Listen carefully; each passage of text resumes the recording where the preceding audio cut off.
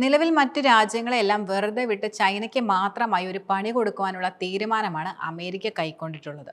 മറ്റ് രാജ്യങ്ങൾക്ക് ചുമത്തിയ അധിക നികുതി 90 ദിവസത്തേക്ക് മരവിപ്പിച്ച ഡൊണാൾഡ് ട്രംപ് ചൈനയ്ക്കുള്ള ചുങ്കം 125% ഉയർത്തി. ചൈന അതിന് അമേരിക്കയ്ക്ക് തിരിച്ചടി നൽകുമോ എന്നതാണ് ലോകം മുഴുവൻ ഉറ്റുനോക്കുന്നത്. കഴിഞ്ഞ ദിവസങ്ങളിൽ അമേരിക്ക ചുമത്തിയ ചുങ്കത്തിന് തുല്യമായ ചുങ്കം ചൈനയും തിരിച്ചു ചുമത്തി. പക്ഷേ ഏറ്റവും ഒടുവിൽ ഇപ്പോൾ അമേരിക്കയാണ് ഈ യുദ്ധത്തിൽ മുന്നിലുള്ളത്. ചൈന അണിയറയിൽ മറ്റൊരു നീക്കം നടത്തുന്നു എന്നാണ് പുറത്തുവരുന്ന റിപ്പോർട്ടുകൾ സൂചിപ്പിക്കുന്നത്. ചൈനയുടെ കറൻസിയായ യുവാന്റെ മൂല്യം കഴിഞ്ഞ കുറച്ച് ദിവസങ്ങളായി കുറയുകയാണ്. ഡോളറുമായുള്ള മത്സരത്തിൽ യുവാൻ താഴെ പോകുന്നത് ചൈനയുടെ സാമ്പത്തിക രംഗത്തിന് വലിയ പ്രതിസന്ധിയായിരിക്കും സൃഷ്ടിക്കുക. ഈ സാഹചര്യത്തിൽ സുപ്രധാനമായ നിർദ്ദേശങ്ങൾ ബാങ്കുകൾക്ക് ചൈനീസ് കേന്ദ്ര ബാങ്ക് നൽകിയിട്ടുമുണ്ട്.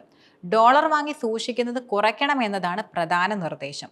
ലോകരാജ്യങ്ങൾ തങ്ങളുടെ സാമ്പത്തിക ഭദ്രതയ്ക്ക് വേണ്ടി ഡോളർ കരുതൽ ധനമായി സൂക്ഷിക്കുക പതിവാണ്. അതുപോലെ ലോകത്തെ എല്ലാ രാജ്യങ്ങളുമായും വ്യാപാര ബന്ധമുള്ള രാജ്യം കൂടിയാണ് അമേരിക്ക. അതിനാൽ അന്താരാഷ്ട്ര വ്യാപാരം ഡോളറിലാണ് കൂടുതലും നടക്കുന്നത്.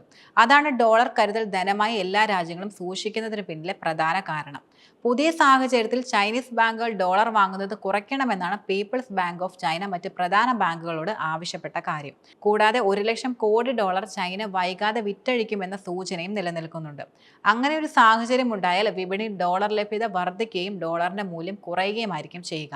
അമേരിക്കയ്ക്ക് ലഭിക്കുന്ന വലിയൊരു തിരിച്ചടിയായിരിക്കും ഇത്. അടുത്തിടെ ഇന്ത്യൻ രൂപയുടെ മൂല്യം കുറഞ്ഞ വേളയിൽ ഡോളർ വിറ്റഴിച്ച രൂപയുടെ മൂല്യം ഇന്ത്യ കൂടുതൽ ശക്തിപ്പെടുത്തി.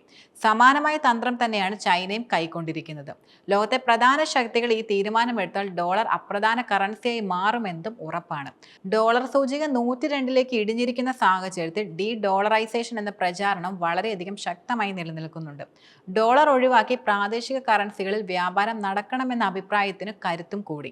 അതുപോലെ സൗദി അറേബ്യയുടെ എണ്ണ കമ്പനിയായ അരാംകോയും ചൈനീസ് എണ്ണ കമ്പനിയായ സിനോപെക്കും ചേർന്ന് സംയുക്ത സംരംഭം വിപുലീകരിക്കാൻ തീരുമാനം കൈക്കൊണ്ടിട്ടുണ്ട്. യാംബുവിലെ സംയുക്ത എണ്ണ ശുദ്ധീകരണ കേന്ദ്രം വിപുലീകരിക്കാനാണ് പ്രധാന തീരുമാനം. ക്രൂഡ് ഓയിൽ വില നിയന്ത്രിക്കാൻ ഇത് ഉപകരിക്കുമെന്നും ചൈനയും സൗദിയും പ്രതീക്ഷിക്കുന്നുണ്ട്. യാംബുവിലുള്ള ഈ എണ്ണ ശുദ്ധീകരണ കേന്ദ്രത്തിന്റെ 62.5% ഓഹരി അരാംകോയ്ക്കാണ് ഉള്ളത്. ബാക്കി സിനോപെക്കിനുമാണ്.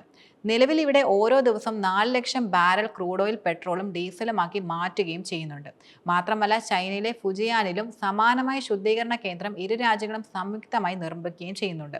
പക്ഷേ സൗദി അറേബ്യ, ഖത്തർ, UAE ഉൾപ്പെടെയുള്ള ഗൾഫ് രാജ്യങ്ങളുടെ കൂടെ നിർത്താനുള്ള ശ്രമത്തിലാണ് അമേരിക്ക ഇപ്പോൾ കൂടുതലും ഉള്ളത്.